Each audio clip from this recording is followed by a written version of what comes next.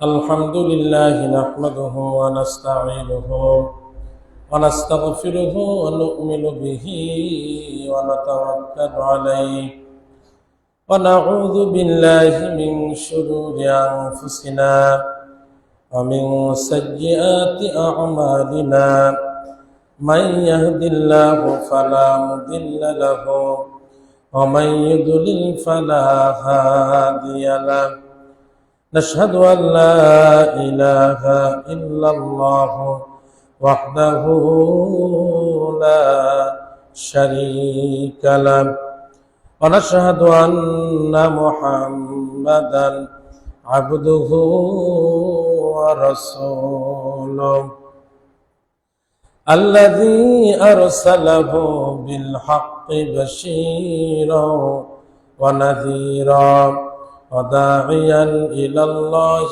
بإذنه وسراجا منيرا فقد قال الله تعالى في كلامه المجيد وفرقان الحميد সকলে জবান খুলে পড়ি আউযু বিল্লাহি মিনাশ শাইতানির রাজিম বিসমিল্লাহির রাহমানির রহিম ওয়ালিল্লাহি আলান নাসি হিজ্জুল বাইতি মান ইসতাতাআ ইলাইহি সাবিলা ومن كفر فإن الله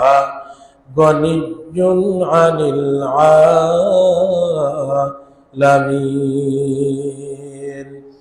صدق الله العظيم أو كما قال الله تعالى في كلامه المجيد وفرقان الحميد إن الله وملائكته يصلون على النبي يا أيها الذين آمنوا صلوا عليه وسلموا تسليما درود إبراهيم قري اللهم صل على محمد وعلى آل محمد كما صليت على إبراهيم وعلى آل إبراهيم إنك حميد مجيد اللهم بارك على محمد وعلى آل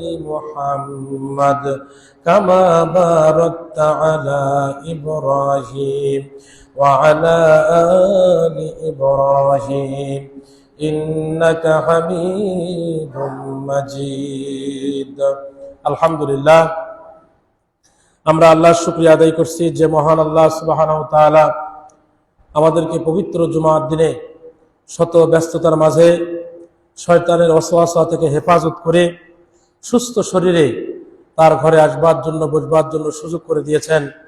সেই মহান মুনিবের দরবারে সমস্বরে শুকরিয়া আদায় করি। সকলে বলছি আলহামদুলিল্লাহ। আবারও বলছি আলহামদুলিল্লাহ। দরুদ ও সালাম আমাদের প্রাণপ্রিয় নেতার প্রতি, যার আনিত জীবন আদর্শ বাস্তবায়ন করার মাধ্যমে এই পৃথিবীতে শান্তি আসতে পারে। রাসূলুল্লাহর আদর্শ ছাড়া এই পৃথিবীতে শান্তি আসবে, এটাকে আপনারা বিশ্বাস করেন? যদি কেউ রাসূলুল্লাহর আদর্শ বাদ দিয়া অন্য কারো আদর্শ দিয়া এই দেশ বা এই সমাজ বা এই রাষ্ট্র এই পৃথিবী ভালো চলবে, এটা যদি কেউ বিশ্বাস করে তার ঈমান থাকবে না। কথা বোঝা গেছে? কেউ যদি বিশ্বাস করে যে রাসূলুল্লাহর আদর্শ ছাড়াই এই সমাজটা ভালো চলতে পারে, এই দেশ ভালো চলতে পারে, এটা যদি কেউ বিশ্বাস করে তার ঈমানই থাকবে না। আল্লাহ সুবহানাহু ওয়া তাআলা আমাদেরকে সে রাসূলের উপর দরুদ ও সালাম পেশ করছে। আমরা সকলে বলছি সাল্লাল্লাহু আলাইহি ওয়াসাল্লাম।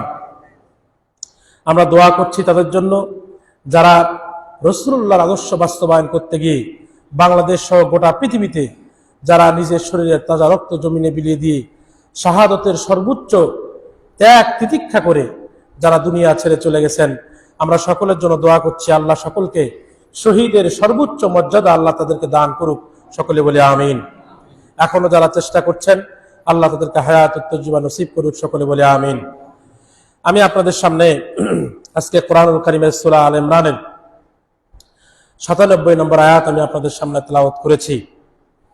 আল্লাহ সুবহানাহু ওয়া তাআলা এখান থেকে কিছু কথা বলবার জন্য আমাদেরকে তৌফিক দান করুক, বক্তা এবং শ্রোতা উভয়কে আমল করবার জন্য আল্লাহ তৌফিক দান করুক, বলেন আমিন।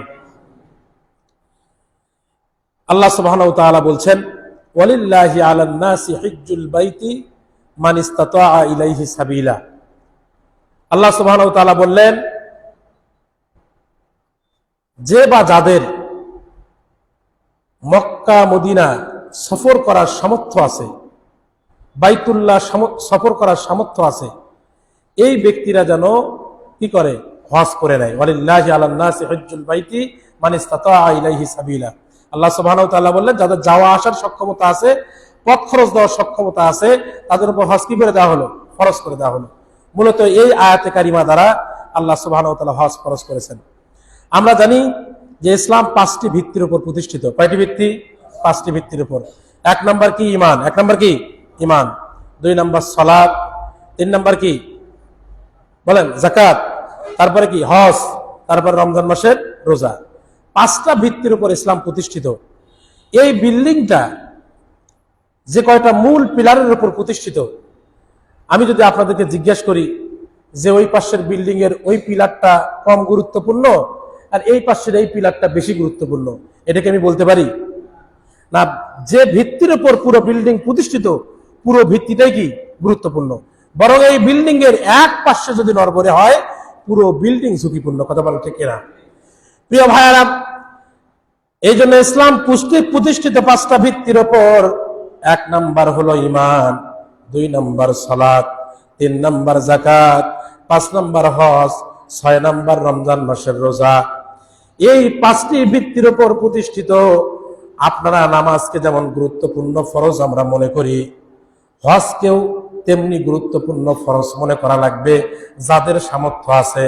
কিন্তু এই বাংলাদেশে এমন পরিস্থিতি হয়েছে, আমরা নামাজকে যত গুরুত্বপূর্ণ মনে করি, সামর্থ্যবানরা হজ এবং যাকাতকে তেমন গুরুত্বপূর্ণ মনে করি না। প্রিয় ভাইয়ারা, এই জন্য আমার আজকের আলোচনার বিষয়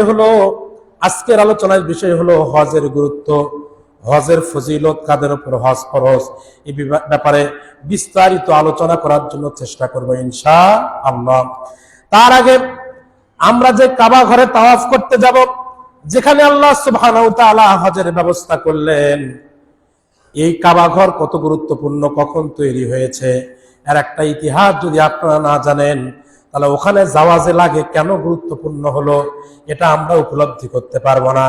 এই জন্য এই কাবা ঘর কখন নির্মিত হয়েছে, কোন সময় নির্মিত হয়েছে, কেন গুরুত্বপূর্ণ, এই বিষয়টা আগে জানা দরকার।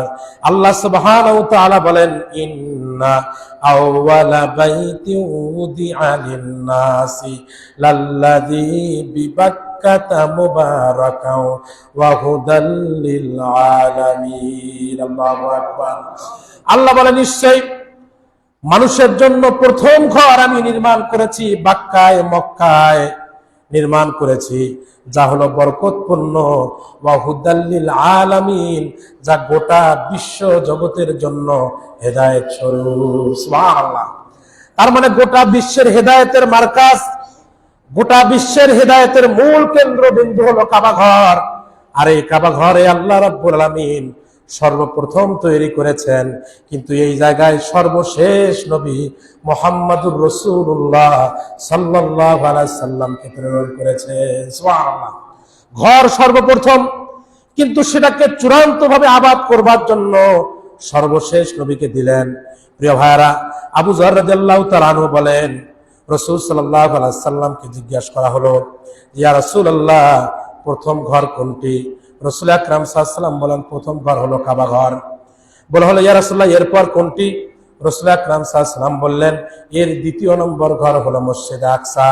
সাহাবীরা জিজ্ঞাসা করে, ইয়া রাসূলুল্লাহ, প্রথম ঘর হলো কাবা ঘর, দ্বিতীয় ঘর হলো মসজিদে আকসা।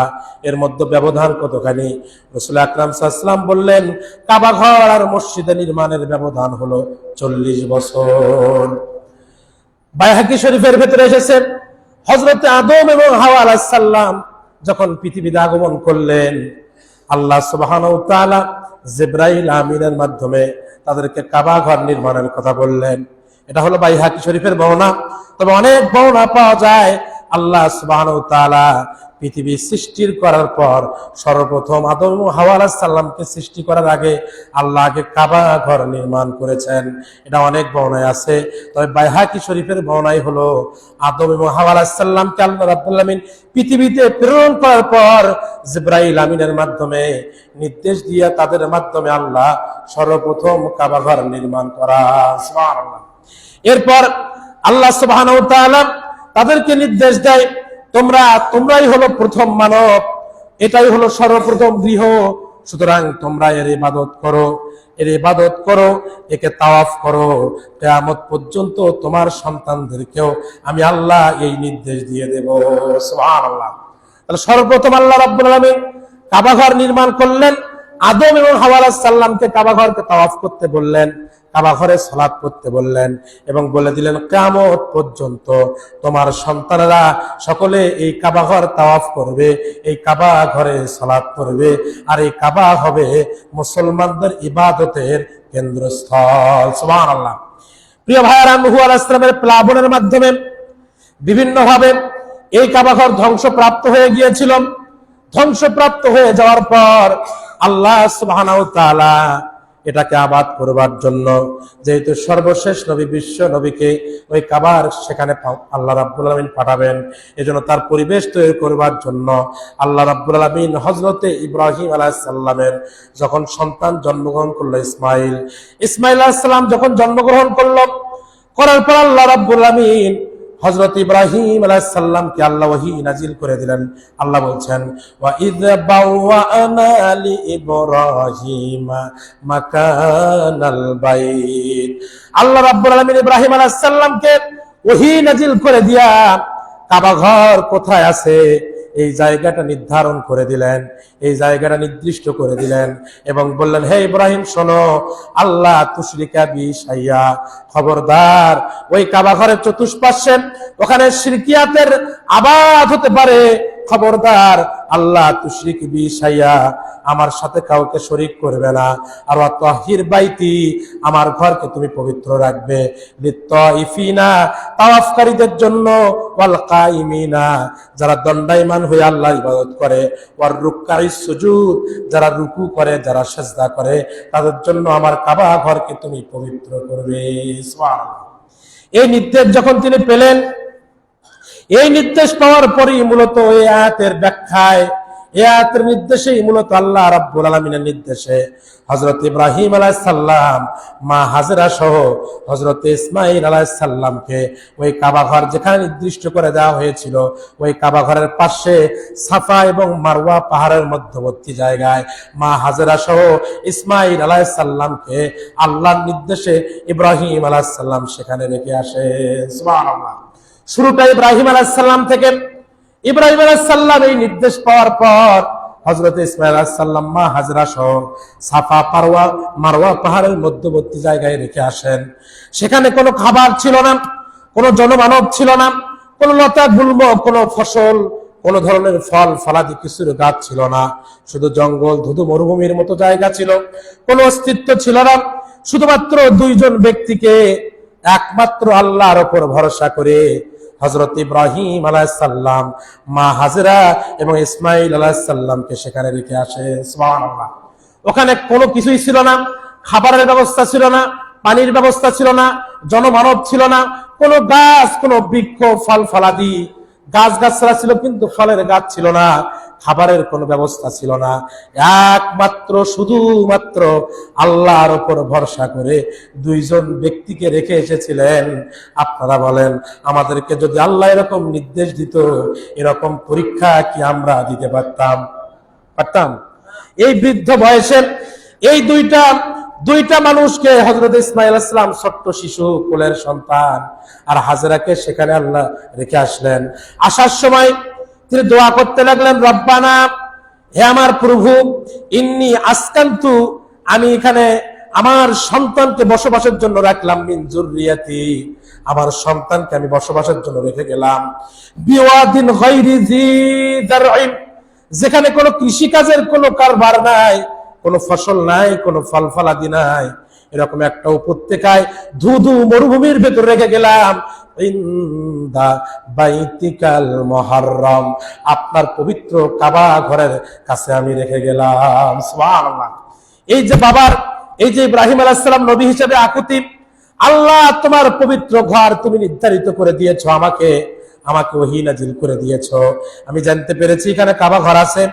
এই কথার উপর ভিত্তি করে আমার সন্তানকে এই জনমানবহীন উপত্যকায় আমি এখানে রেখে গেলাম।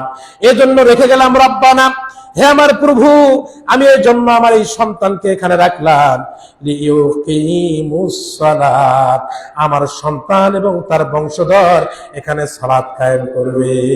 সুবহানাল্লাহ। আল্লাহ এমনি এমনি রাখি নাই, উদ্দেশ্যহীন ভাবে রাখি নাই। এই উপত্যকায় আমি রেখে গেলাম যেখানে মানুষ নাই, জনগণ নাই, কিচ্ছু নাই, এখানে আমি শুধুমাত্র একটা উদ্দেশ্যে আমার সন্তানকে রেখে গেলাম, আমার সন্তান লিইউকিমুস সালাত, সালাত কায়েম করবে। সুবহানাল্লাহ। ইব্রাহিম আলাইহিস সালামের সন্তানের কাছে চাওয়া একটাই, সালাত করবেন। আমাদের নবী, শেষ নবী মুহাম্মদুর রাসূলুল্লাহ যখন তার ওফাত হবে, তখন রাসূল আকরাম সাল্লাল্লাহু আলাইহি ওয়াসাল্লাম আয়েশা রাদিয়াল্লাহু তাআলা আনহার উরুর উপর মাথা দিয়ে বললেন, হে আয়েশা, তুমি একটু আমার ঘরের দরজার চাদরটা একটু উঠায়া দাও। চাদরটা উঠায়া দেওয়া হলো। রাসূল আকরাম সাল্লাল্লাহু আলাইহি ওয়াসাল্লাম সালাত করতেছিলেন, আবু বকরের নেতৃত্বে সাহাবীরা, রাসূল সাল্লাল্লাহু আলাইহি ওয়াসাল্লাম সেই দৃশ্য দেখলেন আর কাঁদলেন। সেই দৃশ্য দেখলেন আর কাঁদলেন। আয়েশা রাদিয়াল্লাহু তাআলা আনহা জিজ্ঞেস করলেন, ইয়া রাসূলুল্লাহ, আপনি কেন কাঁদছেন? রাসূল বললেন, এটা আমার দুঃখের কান্না নয়, এটা আমার খুশির কান্না। আমি আমার 63 বছরের জিন্দেগি ওয়াকফ করে দিয়েছি এই দৃশ্য দেখবার জন্য। সুবহানাল্লাহ। ওই যে ইব্রাহিম আলাইহিস সালাম, তিনি বলছেন, জনমানবহীন এই জায়গায় আমি আমার সন্তানকে রেখে গেলাম, একটা উদ্দেশ্য, লিইউকিমুস সালাত, তার মানে আমার জাতির পিতা ইব্রাহিম আলাইহিস সালাম, তার উদ্দেশ্য ছিল তার সন্তান সালাত কায়েম করবে। আর আমার নবীর 23 বছরের নবুয়তের জিন্দেগির উদ্দেশ্য ছিল তার উম্মতেরা জামাত বেঁধে সালাত করবে। সুবহানাল্লাহ। আজকে আমরা সেই উদ্দেশ্যের সাথে আমাদের কোনো সম্পর্ক নাই। আজকে জুমার নামাজে আমরা 12টার সময় উপস্থিত হচ্ছি, কিন্তু ফজরের নামাজে আমরা উপস্থিত হচ্ছি না। অথচ ইব্রাহিম আলাইহিস সালামের উদ্দেশ্য ছিল সালাত কায়েম করা। আমাদের নবী সাল্লাল্লাহু আলাইহি ওয়াসাল্লামের মৃত্যুর সময়ও তার যে বাক্য ছিল সেটাও ছিল সালাত। আজকে আমরা সালাত থেকে অনেক দূরে চলে গেছি। আল্লাহ সুবহানাহু ওয়া তাআলা আমাদের সকলকে 5 ওয়াক্ত সালাত পড়বার জন্য তৌফিক দান করুক, বলেন আমিন। প্রিয় ভাইরা আমার, আল্লাহ সুবহানাহু ওয়া তাআলা ইব্রাহিম আলাইহিস সালামের দোয়া কবুল করে নিলেন। এরপর আল্লাহ রাব্বুল আলামিন নির্দেশ দিলেন, হে ইব্রাহিম, শোনো, ওয়া ইয ইয়ারফাউ ইব্রাহিম আল কওয়াইদা মিনাল বাইতি ওয়া ইসমাঈল রাব্বানা তাকাব্বাল মিন্না ইন্নাকা আনতাস সামিউল আলিম। আল্লাহ ইব্রাহিম আলাইহিস সালামকে এরপর কাবা ঘর নির্মাণের নির্দেশ দিলেন। ইব্রাহিম আলাইহিস সালাম ও ইসমাঈল আলাইহিস সালাম তারা দুজন মিলে কাবা ঘর নির্মাণ করলেন। আমি তারপরে যখন কোরবানির ঘটনা বলবো তখন এই ঘটনাগুলো বিস্তারিত বলবো। তার আগে শুধু এইটুকু বলি, ইব্রাহিম এবং ইসমাঈল আলাইহিস সালাম দুইজন যখন কাবা ঘর নির্মাণ করে ফেললেন, আল্লাহ রাব্বুল আলামিন ইব্রাহিম আলাইহিস সালামকে নির্দেশ দিলেন। আল্লাহ বলেন, ওয়া আযযিন ফিন-নাসি বিল হজ, হে ইব্রাহিম, তুমি মানুষকে হজের জন্য আহ্বান করো। হযরত ইব্রাহিম আলাইহিস সালাম আশ্চর্য হয়ে গেলেন, বললেন, আল্লাহ, কাবা ঘর নির্মাণ হলো, এই কাবা গোটা পৃথিবীর নাভিস্থলে হলো কাবা, আর এখান থেকে আপনি আমাকে ওয়াজিন, আপনি আমাকে আযান দিতে বলতেছেন, আপনি আমাকে ডাকতে বলতেছেন, আপনি আমাকে আহ্বান করতে বলতেছেন। আমি যদি এই জায়গায় আহ্বান করি, এখানে তো তেমন জনমানব নাই, লোকজন নাই, আমার আহ্বান কে সাড়া দেবে? আমার আহ্বান কে শুনবে? আল্লাহ রাব্বুল আলামিন ইব্রাহিম আলাইহিস সালামকে বললেন, হে ইব্রাহিম, আযান দেওয়ার দায়িত্ব তোমার, ডাকার দায়িত্ব তোমার, এই আহ্বান গোটা পৃথিবীতে পৌঁছে দেওয়ার দায়িত্ব আমার। সুবহানাল্লাহ। 3টা বর্ণনা আছে। কেউ বলেছেন মাকামে ইব্রাহিমে, কেউ বলছে সাফা পাহাড়ের উপর, আবার কেউ বলছে আবু কুবাইস পাহাড়ের উপর, কেউ বলছেন সাফা পাহাড়ে, কেউ বলছেন মাকামে ইব্রাহিমে, কেউ বলছে আবু কুবাইস পাহাড়ের উপর হযরত ইব্রাহিম আলাইহিস সালাম দাঁড়ালেন। দাঁড়ায়া তিনি আজান দিতে লাগলেন, ডাকতে লাগলেন, বলেন হে আল্লাহর গোলামেরা, যে যেখানে আসো না কেন, তোমরা এই কাবা ঘরে পদব্রজে আসো, হেঁটে আসো, যেমনে পারো তেমনি করে উটের পিঠে চড়ে আসো, আর যেভাবে পারো তোমরা হজ করার জন্য আসো। ইব্রাহিম আলাইহিস সালাম যখন এই আহ্বান, তিনি আবু কুবাইস পাহাড়ের উপর চড়ে এই আহ্বান করলেন, তাফসীরের ভেতরে এসেছে, বিশেষ করে আল বিদায়া ওয়াল নিহায়ার ভেতরে দেখলাম যে গোটা পৃথিবীতে একটা আওয়াজ চালু হয়ে গেল। এমনকি এই আওয়াজটা বাতাসের মধ্যে এমন করে ভাসতে লাগলো, ইথারে বাতাসে এমন করে গুঞ্জন হতে লাগলো, এমনকি ওই জালমে আরওয়াহ রুহের জগতে সকল রুহের কানে পৌঁছালো। আবার যেই সন্তানগুলো বাবার পৃষ্ঠদেশে চলে আসছে সেই সন্তানের কানে পৌঁছালো, আবার যেই সন্তানগুলো মায়ের পেটে ছিল তাদের কানে পৌঁছালো, এবং যারা দুনিয়াতে বিচরণ করতেছিল সকলের কর্ণ কুহরে ইব্রাহিম আলাইহিস সালামের আহ্বান পৌঁছে গেল। ব্যাখ্যার ভেতরে এসেছে, যাদের কানের ভিতরে ইব্রাহিম আলাইহিস সালামের আযান পৌঁছেছে, কিয়ামত পর্যন্ত ওই লোকগুলোই কাবা ঘরে হজ করার জন্য আসবে। সুবহানাল্লাহ। প্রিয় ভাইরা আমার, সেই সৌভাগ্যবান ব্যক্তি কারা?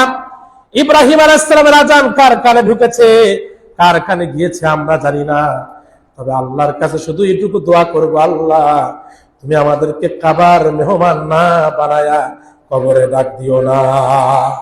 প্রিয় ভাইরা, ইব্রাহিমের ওই আযান কার কানে পৌঁছেছে আমরা জানি না, কার কর্ণকুহরে পৌঁছেছে আমরা জানি না, কিন্তু আমাদের বুক ভরা আশা, আমরা কাবা ঘর তাওয়াফ করব, আল্লাহ তোমার কুদরতি পায়ের নিচে গিয়ে আশ্রয় গ্রহণ করব, এটা আমাদের বুক ভরা আশা। আল্লাহ তুমি আমাদের নেক আশাগুলো কবুল করো, বলেন আমিন। প্রিয় ভাইরা আমার, এই হজ করা আল্লাহ সুবহানাহু ওয়া তাআলা ফরজ করে দিলেন। হজের ফরজ হলো তিনটা, অনেকগুলো আলোচনা ছিল, আমি ব্যাখ্যা বেশি করতে যাব না, শুধু হজ যারা করেন নাই তাদেরকে আমি হজ করবার জন্য, নিয়াত করার জন্য আমি উদাত্ত আহ্বান জানাবো। আর হজের মৌলিক কিছু বিষয় আমি আপনাদেরকে জানাবো।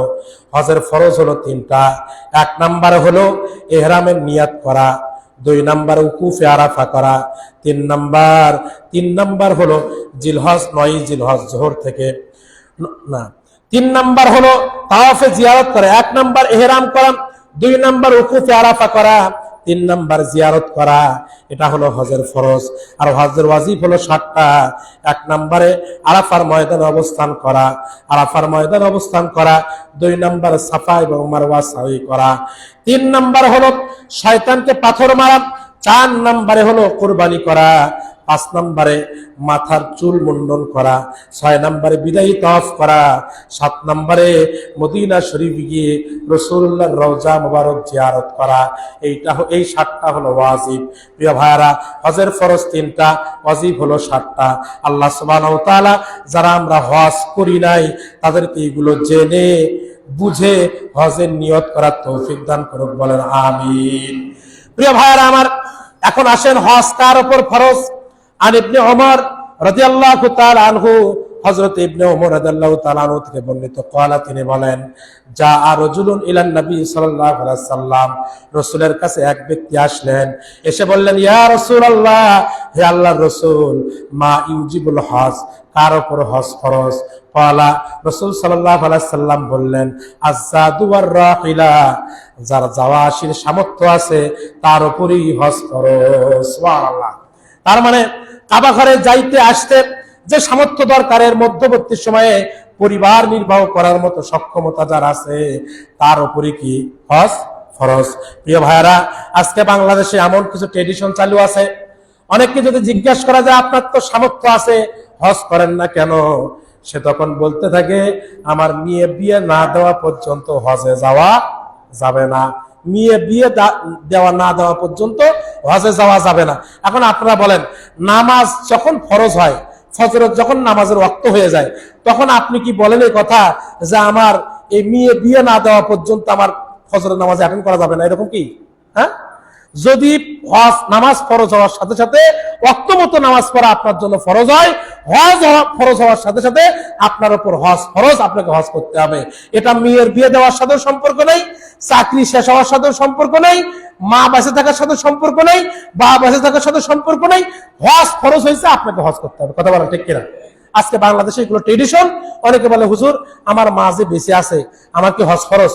আপনার মা বিছানায় পড়ে আছে, অসুস্থ মানুষ, আপনার মায়ের উপর কি হজ ফরজ? বলেন, আপনার মা অসুস্থ মানুষ যদি হয় আপনার মায়ের উপর কি হজ ফরজ? ফরজ না। কিন্তু আপনার যদি সামর্থ্য থাকে আপনার উপর হজ করা কি ফরজ।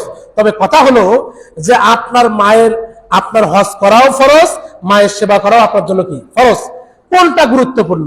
এখন বিষয় হলো আপনি ছাড়া আপনার পিতামাতার সেবা শুশ্রূষা করার আর কারো পক্ষেই যদি সম্ভব না হয় যে আপনি ছাড়া আপনার মার সেবা করার মতো কেউই নাই, তখন সেটা ভিন্ন বিষয়, তখন সেটা মাসালার বিষয়, তখন সেটা জিজ্ঞাসার বিষয়। কিন্তু আপনি ছাড়াও যদি আপনার মায়ের, আপনার বাবার খেদমত করার লোক থাকে আর আপনার যদি ওপর হজ ফরজ হয়, অবশ্যই আপনাকে হজ করতে হবে।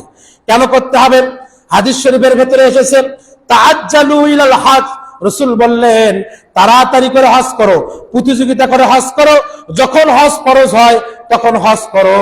কারণ হলো ফাইন্না আহাদাকুম লা ইয়াদরি মা ইয়ারিদু লাহু, কারণ তোমরা জানো না তোমাদের মৃত্যু কখন হবে। যেহেতু তোমরা জানো না তোমাদের মৃত্যু কখন হবে, তোমাদের জানা নাই, সুতরাং তোমরা কি করো? হজ ফরজ হওয়ার সাথে সাথে তাআজ্জালু ইলাল হজ, তাড়াতাড়ি করে তোমরা হজ করে ফেলো। হজ ফরজ হয়েছে তো হজ করে ফেলো।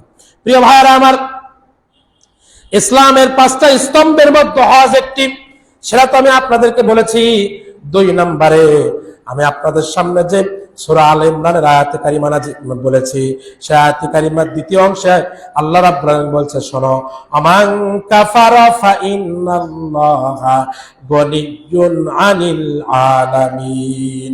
শোনো, যাদের সামর্থ্য আছে তারা হজ করবে। ওমান কাফারা, আর যে ব্যক্তি অস্বীকার করবে, ফাইন্নাল্লাহা গনিয়্যুন আনিল আলামিন, জেনে রাখো আল্লাহ রাব্বুল আলামিন তোমাদের কারো কাছে মুখাপেক্ষী নন, বরং আল্লাহ রাব্বুল আলামিন হলো ধনী, গোটা বিশ্ব জগতের রব তিনি, তিনি তোমাদের মুখাপেক্ষী নন। তার মানে আয়াত দ্বারা বোঝা যায় যারা হজ অস্বীকার করে তারা কাফের, আর যারা হজ ইচ্ছাকৃত, যারা সামর্থ্য হওয়ার পর হজ করে না, তারা হলো ফাসিক। তাহলে যারা ইচ্ছাকৃত হজ সামর্থ্য হওয়ার পর করে না তারা হলো ফাসিক, আর যারা হজকে অস্বীকারই করে তারা কি কাফের। তাহলে আপনি যদি হজ অস্বীকারী হন আপনি কাফের হয়ে যাবেন। 3 নম্বরে হজ স্বীকার করে কিন্তু ইচ্ছাকৃতভাবে হজ থেকে বিরত থাকে।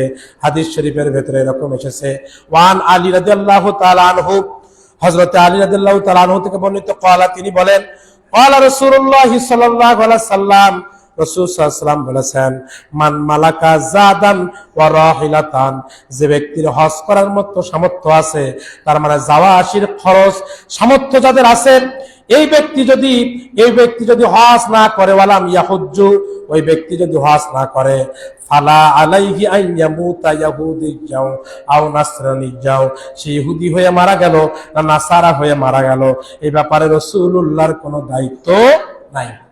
তাহলে যে ব্যক্তির উপর হজ ফরজ হয়েছে, হাদিস শরীফে আসছে, ওয়ালাম ইয়াহুজ্জা, যদি সেই ব্যক্তি হজ না করে, ফালা আলাইহি আন ইয়ামুতা, সে মৃত্যুবরণ করলো, আই ইয়াহুদিয়্যাও আও নাসরানিয়্যাও, সে ইহুদি হয়ে মরল না নাসারা হয়ে মরল, এই ব্যাপারে আমার কোনো দায়িত্ব নাই। আপনারা বলেন, তাহলে যার সামর্থ্য থাকার পরে ইচ্ছাকৃত হজ করে না, তার মৃত্যু ইহুদির মৃত্যু, তার মৃত্যু নাসারার মৃত্যু, এই ব্যাপারে রাসূলুল্লাহর কোনো দায়িত্ব নাই। তাহলে এখন যারা সামর্থ্য আছে আপনাদের, এই মুহূর্তে নিয়ত করেন, এই মুহূর্তে সংকল্প করেন যে এবার আমার হয়ে গেছে, যা হয়ে গেছে, আগামী বছর, এই বছরই রেজিস্ট্রেশন করব, আগামী বছর ইনশাআল্লাহ হজ পালন করব, ইনশাআল্লাহ। প্রিয় ভাইরা আমার, 3 নম্বরে ফরজ হওয়ার সাথে সাথে হজ করতে হবে। এই ব্যাপারে হাদিস শরীফের ভেতরে এসেছে, মান আরাদাল হজ্জা ফালিয়াতাআজ্জাল, রাসূল আকরাম সাল্লাল্লাহু আলাইহি ওয়াসাল্লাম বলেছেন, যে ব্যক্তির হজ যার সামর্থ্য হয়েছে সে যেন তাড়াতাড়ি করে হজ করে।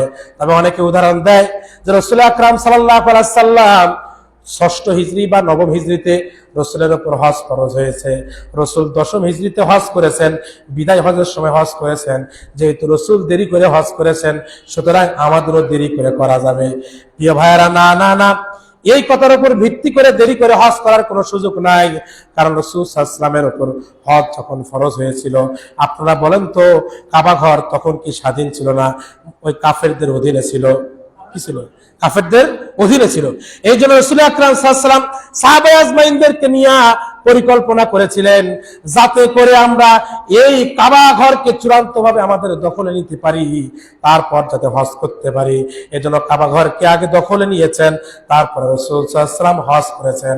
এই জন্য তিনি বিলম্বে হজ করেছিলেন। এই হাদিসের উপর ভিত্তি করে আপনার বিলম্বে হজ করার কোনো সুযোগ নাই। এজন্য যাদের উপর আমাদের হজ ফরজ হয়ে গেছে, সাথে সাথে আমরা কি করে নেব? হজ করার নিয়ত করব, হজ আদায় করে ফেলবো। প্রিয় ভাইয়ারা আমার, হাদিস শরীফের ভিতরে এসেছেন আবি হুরায়রা রাদিয়াল্লাহু তাআলা আনহু, হযরত আবু হুরায়রা রাদিয়াল্লাহু তাআলা আনহু থেকে বর্ণিত, ক্বালা, তিনি বলেন, সুইলান নবী সাল্লাল্লাহু আলাইহি সাল্লাম, রাসূলকে জিজ্ঞাসা করা হলো, আইয়ুল আমাল আফদালু, ইয়া রাসূলুল্লাহ, কোন আমলটা হলো সর্বোত্তম? ক্বালা, তিনি বললেন, আল ঈমানু বিল্লাহ, আল্লাহর প্রতি ঈমান আনা, ওয়া রাসূলুহু, এবং তার রাসূলের প্রতি ঈমান আনা। কিলা, বলা হলো, সাহাবী জিজ্ঞাসা করছে, ইয়া রাসূলুল্লাহ, কোন আমলটা সর্বোত্তম? রাসূল বলেন, আল্লাহ এবং তার রাসূলের প্রতি ঈমান আনা। এরপর সাহাবী আবার বললেন, সুম্মা মাযা, ইয়া রাসূলুল্লাহ, তারপর কি? ক্বালা, তিনি বললেন, জিহাদু ফি সাবিলিল্লাহ, আল্লাহর রাস্তায় জিহাদ করা। এরপর রাসূল সাল্লাল্লাহু আলাইহি ওয়াসাল্লামকে জিজ্ঞাসা করা হলো, সুম্মা মাযা, এরপর, ইয়া রাসূলুল্লাহ, এরপর সর্বোত্তম কাজ কি? ক্বালা, তিনি বললেন, হাজ্জুম মাবরুর, কবুলিয়াত, হজ করা। সুবহানাল্লাহ। রাসূলকে জিজ্ঞাসা করলেন, ইয়া রাসূলুল্লাহ, সর্বোত্তম আমল কোনটি? রাসূল বলেন, আল্লাহ এবং তার রাসূলের প্রতি ঈমান আনা। বলে, ইয়া রাসূলুল্লাহ, সুম্মা মাযা, এরপর কোনটি? রাসূল বলেন, আল্লাহর রাস্তায় জিহাদ করা। এরপর জিজ্ঞেস করলেন, সুম্মা মাযা, এরপর কি? রাসূল আকরাম সাল্লাল্লাহু আলাইহি ওয়াসাল্লাম বললেন, যার সামর্থ্য আছে তার হজ করা ইসলামের মধ্যে সর্বোত্তম কাজ। বলি সুবহানাল্লাহ। প্রিয় ভাইয়েরা আমার, হজ করলে কি হবে? হাদিস শরীফের ভিতরে এসেছে, ক্বালা রাসূলুল্লাহ সাল্লাল্লাহু আলাইহি ওয়াসাল্লাম, রাসূল আকরাম সাল্লাল্লাহু আলাইহি ওয়াসাল্লাম বলেছেন, আল উমরাতু ইলাল উমরাতি, এক উমরা আরেক উমরা, কাফারাতুল লিমা বাইনাহুমা, এক উমরা আরেক উমরার কাফারা। তার মানে এক উমরা করার পর আরেক উমরার মধ্যবর্তী যে সগীরা গুনাহগুলো হবে, আল্লাহ রাব্বুল আলামিন দুই উমরার মাঝখানটি সব সগীরা গুনাহ আল্লাহ তাকে মাফ করে দেবে। সুবহানাল্লাহ। আর তারপরে বললেন, ওয়াল হাজ্জুল মাবরুর, হজ মাবরুর, কবুলিয়াত হজ, যে হজে কোনো ত্রুটি থাকে না, ত্রুটি মুক্ত যে হজ, এই হজের ব্যাপারে রাসূল সাল্লাল্লাহু আলাইহি ওয়াসাল্লাম বললেন, লাইসা লাহু জাযাউন ইল্লাল জান্নাহ, ত্রুটি মুক্ত হজের বদলা আল্লাহর কাছে জান্নাত ছাড়া আর কিছুই নাই। সুবহানাল্লাহ। ত্রুটি মুক্ত হজের বদলা আল্লাহর কাছে জান্নাত ছাড়া আর কিছুই নাই। আমরা কি চাই আল্লাহর কাছে?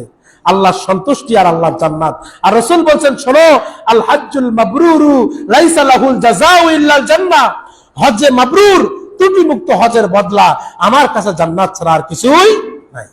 প্রিয় ভাইয়েরা আমার, রাসূল আকরাম সাল্লাল্লাহু আলাইহি ওয়াসাল্লাম বলেছেন, মান দাখালাল বাইত, যে ব্যক্তি কাবা ঘরে ঢুকলো, দাখালান ফি হাসানা, সে কল্যাণের মধ্যে ঢুকলো, আও খারাজা মিন সাইয়্যাতিন মাগফুর, সে গুনাহ থেকে ক্ষমার মধ্যে প্রবেশ করলো। সুবহানাল্লাহ। যে কাবা ঘরের মধ্যে ঢুকলো সে কল্যাণের মধ্যে ঢুকলো, আর যে ব্যক্তি এই ঘরের মধ্যে ঢুকলো সে ব্যক্তি গুনাহ থেকে ক্ষমার দিকে প্রত্যাবর্তিত হলো। বলে সুবহানাল্লাহ। প্রিয় ভাইয়েরা আমার, অন্য এক হাদিস শরীফে এসেছে, আপনি আব্বাস, হযরত ইবনে আব্বাস রাদিয়াল্লাহু তাআলা থেকে বর্ণিত, ক্বালা, তিনি বলেন, ক্বালা রাসূলুল্লাহ সাল্লাল্লাহু আলাইহি ওয়াসাল্লাম, রাসূল সাল্লাল্লাহু আলাইহি ওয়াসাল্লাম বলেছেন, মান তাওয়াফা বিল বাইত, যে ব্যক্তি কাবা ঘর তাওয়াফ করবে, খারাজা মিন যুনুবিহি কায়াউমি ওয়ালাদাতহু উম্মুহু, মায়ের পেট থেকে সদ্যজাত যেমন নিষ্পাপ শিশু সন্তান বের হয়, যে ব্যক্তি কাবা ঘর তাওয়াফ করবে, আল্লাহ রাব্বুল আলামিন সেরকম নবজাত শিশু সন্তানের মতো তাকে আল্লাহ নিষ্পাপ বানায় দেবে। সুবহানাল্লাহ। যদি কেউ ত্রুটি মুক্ত হজ করতে পারে, আল্লাহ রাসূল বললেন, একটা শিশু সন্তান যখন জন্মগ্রহণ করে সে যেমন নিষ্পাপ, আল্লাহ সুবহানাহু ওয়া তাআলা কাবা ঘর তাওয়াফকারীকে সেরকম নিষ্পাপ বানায় দেবে। বলে সুবহানাল্লাহ। প্রিয় ভাইয়েরা, হাদিস শরীফের ভেতরে এসেছে, তিন শ্রেণীর লোক হলো আল্লাহর মেহমান। কয় শ্রেণী বলেন? তিন শ্রেণীর লোক হলো আল্লাহর মেহমান, ওয়াফদুল্লাহ, তারা আল্লাহর দলের লোক। এক নাম্বার হলো গাজী, যারা মুজাহিদ, যারা জিহাদকারী, জিহাদ যারা করেন এরা হলো আল্লাহর মেহমান। আর দুই নাম্বার ওয়াল হাজ, যারা হাজি, ওয়াল মুতামির, যারা উমরাকারী, যারা হজ করে, যারা উমরা করে, আর যারা আল্লাহর রাস্তায় জিহাদ করে। হাদিস শরীফে বলা হচ্ছে এরা হলো ওয়াফদুল্লাহ, এরা হলো আল্লাহর মেহমান। সুবহানাল্লাহ।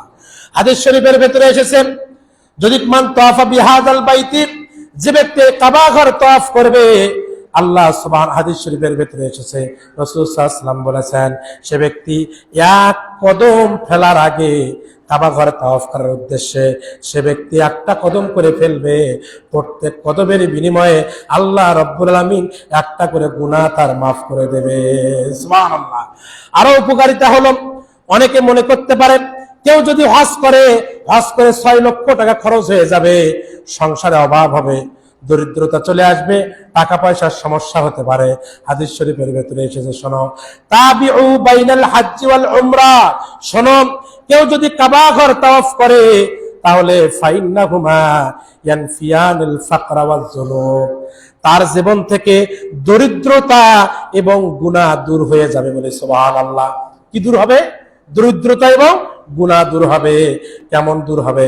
হাদিস শরীফের ভিতরে আসছে, শোনো, কামা ইয়ানফিল কিরু খাবাসাল হাদিসি ওয়াজ যাহাবি ওয়াল ফিদ্দাতি, শোনো, একজন কামারের আগুনের দ্বারা লোহা থেকে, সোনা থেকে, রূপা থেকে যেমন ময়লা দূর হয়ে যায়, একজন কর্মকারের আগুনের দ্বারা লোহা থেকে যেমন মরিচিকা দূর হয়, রূপা এবং স্বর্ণ থেকে যেমন ময়লা দূর হয়ে যায়। রাসূল বললেন যে ব্যক্তি হজ করবে আল্লাহ রাব্বুল আলামিন তার জীবন থেকে দারিদ্রতা এবং গুনাহ তেমনি ভাবে দূর করে দেবেন। তার মানে আপনি হজ করবেন, আল্লাহ আপনার দারিদ্রতা দূর করে দেবে। কিন্তু আমাদের কি মনে হয় 6 লাখ টাকা দিয়ে হজ করব, সংসার শেষ হয়ে যাবে, সন্তান আমার কিচ্ছু পাইল না, আমার সন্তানের হক মেরে খাইলাম, আমি আমার সন্তানের জন্য আমি কি রেখে গেলাম। অথচ হাদিস শরীফের ভেতর রাসূল বলতেছেন, শোনো, তুমি যদি হজ করতে পারো ফাইন্নাহুমা ইয়ানফিয়ানুল ফাকরা ওয়াজ যুনুবা, দরিদ্রতা এবং গুনাহ এমন ভাবে দূর করব, কামা ইয়ানফিল কিরু খাবাসাল হাদিসি ওয়াজ যাহাবি ওয়াল ফিদ্দা, সোনা এবং রূপা থেকে, লোহা থেকে, কামারের আগুনে যেমন ময়লা দূর হয়ে যায়, তোমার জীবন থেকে দারিদ্রতা এবং গুনাহ তেমনি দূর হয়ে যাবে বলে সুবহানাল্লাহ। কত বড় চ্যালেঞ্জ এটা! রাসূলুল্লাহর হাদিস দ্বারা কত বড় চ্যালেঞ্জ আপনাদের প্রতি, আমার প্রতি, আপনার প্রতি কত বড় চ্যালেঞ্জ। তো হজ করলে অভাব দূর হবে, হজ করলে গুনাহ দূর হবে, চ্যালেঞ্জ এটা আল্লাহ। সুতরাং আমরা বলতেছি যে হজ করলে আমার 6 লাখ টাকা নষ্ট হবে, আমার দারিদ্রতা আসবে, আর রাসূল বলতেছেন হজ করলে তোমার দারিদ্রতা দূর হবে। সুবহানাল্লাহ। কারটা সঠিক? আমাদেরটা সঠিক না রাসূলুল্লাহটা সঠিক? কারটা সঠিক? রাসূলুল্লাহটা সঠিক। সুতরাং যারা আমরা দারিদ্রতার ভয়ে হজ করার নিয়ত করি নাই, করছি না সামর্থ্য থাকার পরও, আজকে এই হাদিস শোনেন, রাসূলের হাদিসের উপর ইয়াকিন করে আজকেই নিয়ত করেন, যাদের উপর সামর্থ্য আছে হজ করবো তো ইনশাআল্লাহ। আল্লাহ আমাদের কবুল করুন, বলেন আমিন, জোরে বলেন আমিন। প্রিয় ভাইরা আমার, শুধুমাত্র হজ করলে দারিদ্রতা দূর হবে আর গুনাহ দূর হবে তা নয়, বরং রাসূল বলেছেন তাবিউ বাইনাল হজ্জ ওয়াল উমরাতি, কেউ যদি হজ এবং উমরা করে আল্লাহ রাব্বুল আলামিন তার হায়াত এবং রিজিক বাড়ায় দেন। আপনি হজ করবেন, আল্লাহ আপনার হায়াত এবং রিজিকে আল্লাহ সুবহানাহু ওয়া তাআলা বরকত দেবে। সাহাবীরা হায়াত এবং রিজিকের ব্যাপারে জিজ্ঞাসা করেছে, ইয়া রাসূলুল্লাহ, হায়াত নাকি নির্ধারিত, রিজিক নাকি নির্ধারিত, তাহলে হায়াত কেমনে বৃদ্ধি পাবে, রিজিক কেমনে বৃদ্ধি পাবে? রাসূল আকরাম সাল্লাল্লাহু আলাইহি ওয়াসাল্লাম হায়াতের ব্যাপারে বলেছেন, শোনো, হায়াত 2 ভাবে বৃদ্ধি পায়, একটা হলো তার বয়স বাড়ে, আর একটা হলো নির্ধারিত হায়াতের মধ্যে আল্লাহ বেশি নেক আমল করার তৌফিক দেয়। হয় তার বয়স বাড়বে, আল্লাহ অল্প হায়াতে কি করবে, বেশি নেক আমল করার আল্লাহ তৌফিক দিয়ে দিবে। সুতরাং কেউ যদি হজ করে আল্লাহ তার হায়াত এবং রিজিক কি করবে, বরকত দান করে দিবে। প্রিয় ভাইরা আমার, শুধু কি তাই, হাদিস শরীফের ভেতরে এসেছে মান খারাজা হাজ্জান আও মুতামিরান আও গাজিয়ান, রাসূল সাল্লাল্লাহু আলাইহি ওয়াসাল্লাম বললেন, শোনো, যে ব্যক্তি হজ করে, যে ব্যক্তি উমরা সফরে বের হয় অথবা জিহাদের জন্য বের হয়, তাহলে হজের সফরে বের হয়, উমরা সফরে বের হয় এবং জিহাদে যদি কেউ বের হয়, সুম্মা মাতা ফি তরিকাতিন, আর এই প্রতিমধ্যে যাওয়া অবস্থায় অথবা আসা অবস্থায় যদি মৃত্যুবরণ করে, কাতাবাল্লাহু লাহু আজরাল গাজী ওয়াল হাজ ওয়াল মুতামির। শুনে রাখো, যাওয়া আসার সফরে যদি কেউ মৃত্যুবরণ করে, কিয়ামত পর্যন্ত তার আমলনামায় আল্লাহ রাব্বুল আলামিন হাজী হিসেবে, গাজী হিসেবে তার সওয়াব লিখতেই থাকে। সুবহানাল্লাহ। তাহলে আপনি জিহাদের ময়দানে যাওয়া আসায় যদি মৃত্যুবরণ করেন, হজ এবং উমরা সফরে যদি মৃত্যুবরণ করেন, কিয়ামত পর্যন্ত হাজী হিসেবে, উমরাকারী হিসেবে, গাজী হিসেবে আপনার আমলনামায় নেকি লেখা হতেই থাকবে। সুবহানাল্লাহ। হাদিস শরীফের ভেতরে এসেছে, ইন্নাল্লাহা ইয়ানজিলু ফি কুল্লি ইয়াউমিন ওয়া লাইলাতিন 20 ওয়া মিয়াতুন রাহমা। রাসূল বলেছেন, শোনো, প্রত্যেক দিন দিনে এবং রাতে 120টা রহমত কাবা ঘরের উপর নাজিল হয়। ইয়ানজিলু আলা হাযাল বাইত, এই ঘরের উপর 120টা রহমত নাজিল হয়। সিত্তুনা, 60টা পাবে হলো লিত্তাইফিনা, যারা তাওয়াফ করে তাদের উপর 60টা রহমত নাজিল হয়। ওয়া আরবাউনা লিল মুসাল্লিন, যারা নামাজ পড়ে তাদের উপর 40টা রহমত নাজিল হয়। ওয়া ইশরুনা লিন নাজিরিন, আর যারা শুধু কাবা ঘরের দিকে তাকায়া থাকে তার উপর 20টা রহমত নাজিল হয়। সুবহানাল্লাহ। প্রিয় ভাইরা আমার, এই কাবা ঘর তাওয়াফ করলেও নাকি, এই কাবা ঘরের দিকে তাকায় থাকলেও নাকি, এই কাবা ঘরে সালাত করলেও নাকি। প্রিয় ভাইরা, এটা সাধারণ কোনো বিষয় নয়, এটা ছোট কোনো বিষয় নয়। প্রিয় ভাইরা, একজন হাজী যখন হজ করতে যায়, সে তখন কাবার মেহমান হয়ে যায়। সে তখন ওই আরশে আজিমের সোজা নিচে হলো বাইতুল মামুর, আর ওই বাইতুল মামুরের সোজা নিচে হলো বাইতুল্লাহ। সুবহানাল্লাহ। প্রিয় ভাইরা, আপনি সোজা আরশে আজিমের নিচে যেই কাবা ঘর অবস্থিত, আল্লাহর কুদরতি পায়ের নিচে যেই কাবা ঘর অবস্থিত, সেই কাবা ঘরে যখন গেলেন, আপনি আর কারো মেহমান নন, আপনি সরাসরি আল্লাহর মেহমান হয়ে গেলেন। সুবহানাল্লাহ। কাবা ঘরে গেলেন তো শুধু গেলেন, শুধু গেলেন না, বরং যেই রাস্তা দিয়ে রাসূল হেঁটেছেন, যে রাস্তা দিয়ে রাসূল দাওয়াতি কাজ করেছেন, যে রাস্তা দিয়ে রাসূল চলাফেরা করেছেন, যে রাস্তায়, যেই জায়গায় রাসূল বড় হয়েছেন, আল্লাহ আপনাকে রাসূল যে পথে হেঁটেছেন সেই পথে হাঁটার আল্লাহ তৌফিক দিয়ে দিলেন। সুবহানাল্লাহ। আপনি রাসূলের বাড়িতে গেলেন, রাসূল যে জায়গায় বড় হয়েছে সে জায়গায় গেলেন, রাসূল যে রাস্তায় হেঁটেছেন আপনি সেই রাস্তায় হাঁটলেন। প্রিয় ভাইয়ারা, কত বড় সৌভাগ্য!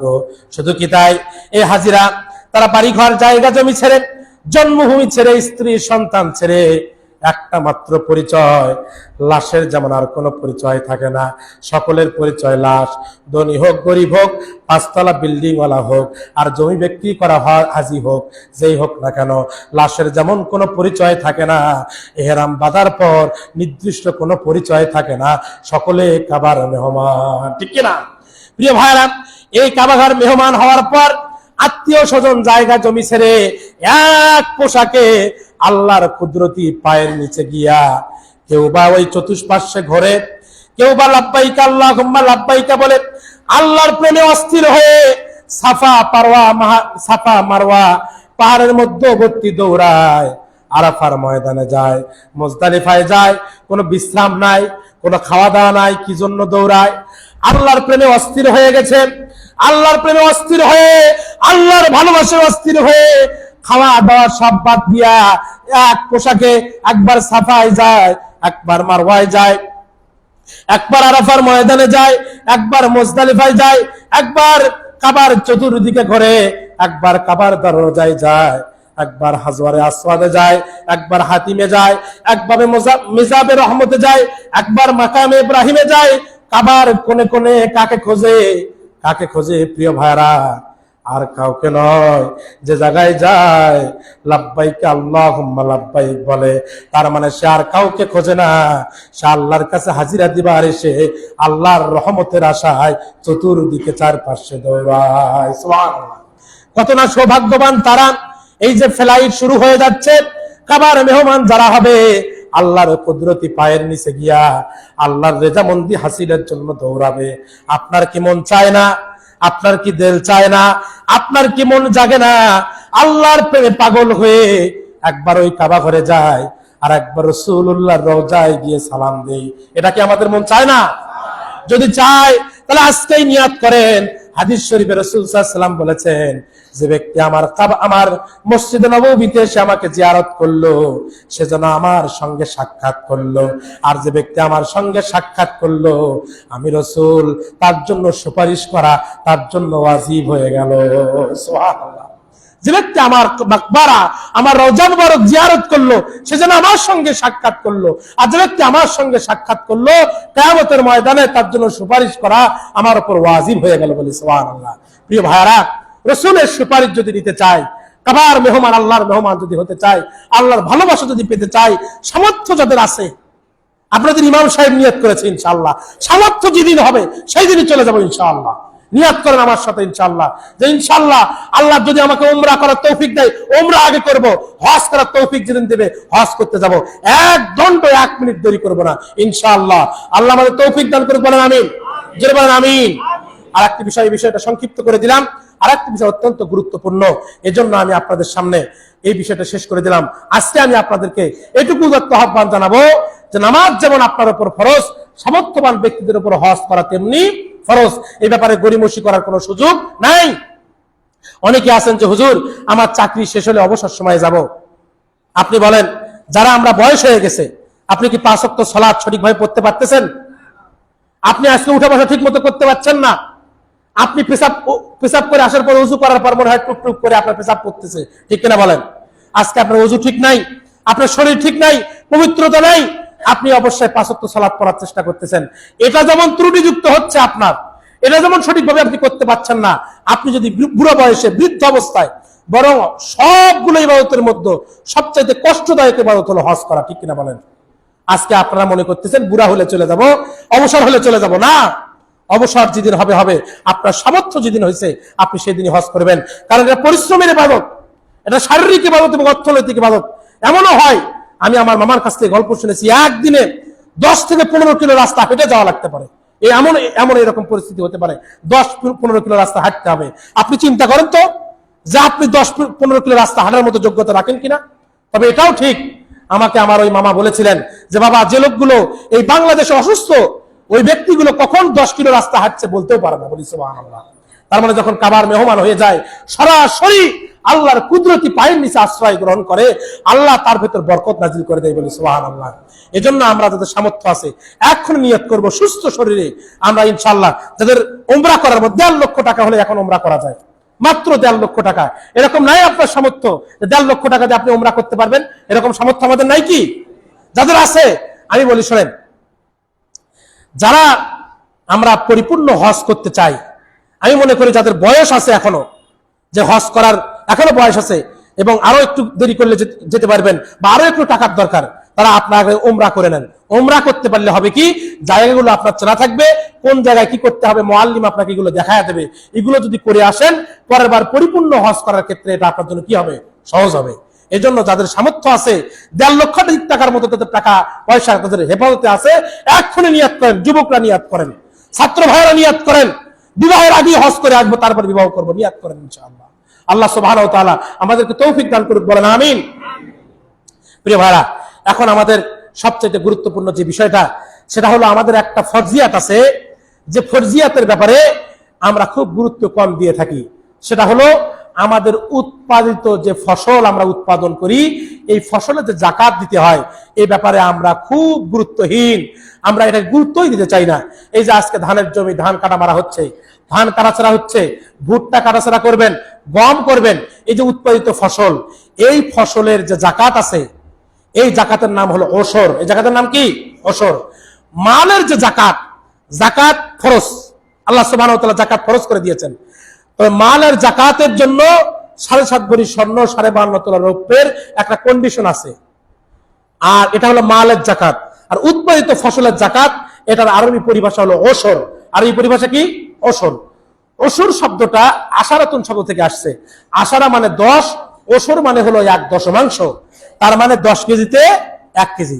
তবে কথা হলো, যদি আল্লাহর তরফ থেকে বৃষ্টি বাদল বা সেচ ছাড়া আল্লাহর তরফ থেকে যে বৃষ্টি বাদলের মাধ্যমে যে আবাদ হয় সে আবাদের জন্য 1/10, কিন্তু যেটা আমরা সেচ দিয়ে আবাদ করি সেটা হলো 20/1 এখন আপনারা বলেন, আমরা যে 2 সিজন আবাদ করি, এই 2 সিজনের 1 সিজনও কি এই সেচ না দিলে আবাদ হয়?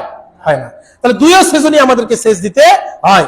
সুতরাং 2 সিজনে আমাদের উৎপাদিত যে ফসল, ধান হোক, গম হোক, ভুট্টা হোক, যত উৎপাদিত ফসল আছে সকল উৎপাদিত ফসলের 20/1 কত ভাগের 1 ভাগ?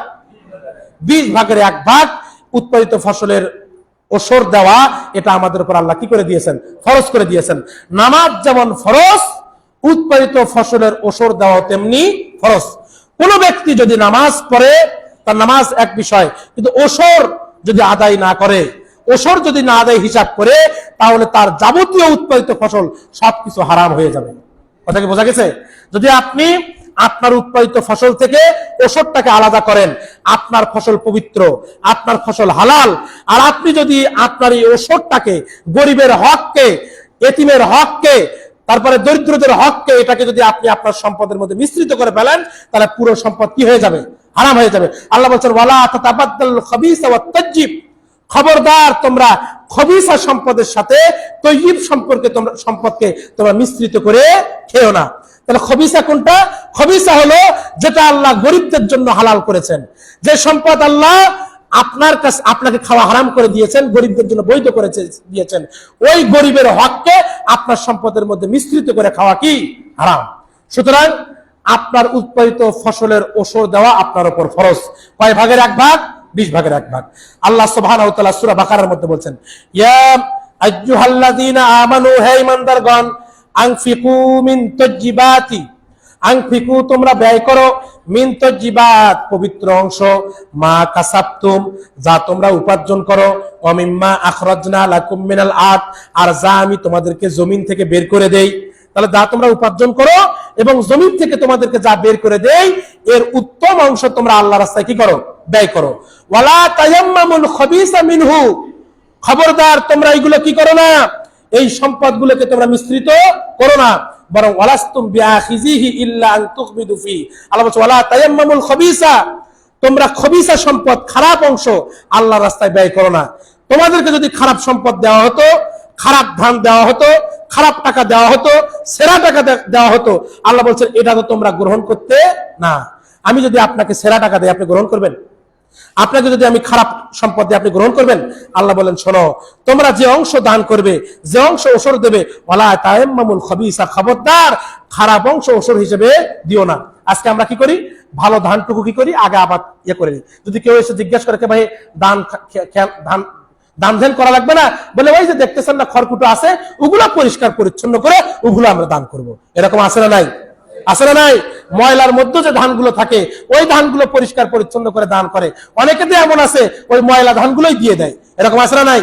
অথচ আল্লাহ বলছে শোনো, ওয়ালা তায়াম্মামুল খাবিসা, তোমরা এই খারাপ সম্পদ দেওয়ার নিয়ত করো না, বরং ওয়ালাস্তুম বিআখিযিহি ইল্লা আন তুখবিদু ফিহি, তুমি তো মাথা নিচু করে ফেলতা যদি তোমার খারাপ জিনিস দিতাম। তোমার খারাপ জিনিস দিলে তুমি মাথা নিচু করতা, তুমি গ্রহণ করতা না। তাহলে আমার কেন তুমি খারাপ জিনিস দাও? আমার রাস্তায় তুমি কেন খারাপ জিনিস ব্যয় করো? ওয়ালামু, জেনে রাখো, আন্নাল্লাহা গনিয়্যুন হামিদ, আমি আল্লাহ কিন্তু কারো মুখাপেক্ষী নই, আমি ধনী।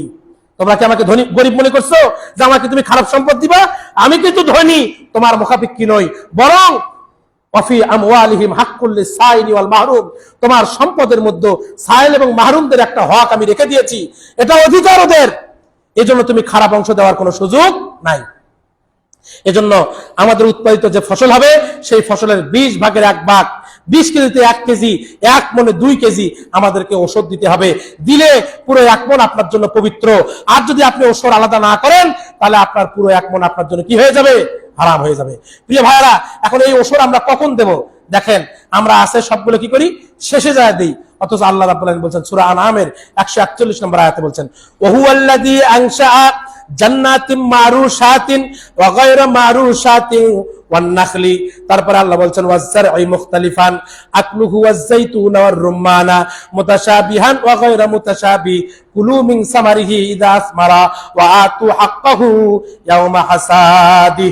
আল্লাহ বললেন শোনো, তোমাদের যখন ফসল তোমরা কাটবে, যখন তোমরা ফসল যেদিন কাটবে, সেই দিনই তোমরা ওয়াতু হাক্কাহু, সেই দিনই তোমরা আল্লাহর হককে আলাদা করে ফেলো। তার মানে ধান যখন কাটবেন, কাটার সাথে সাথে হিসাব করে আপনাকে আল্লাহর হককে আলাদা করতে হবে। আল্লাহর হক কি? ওসর।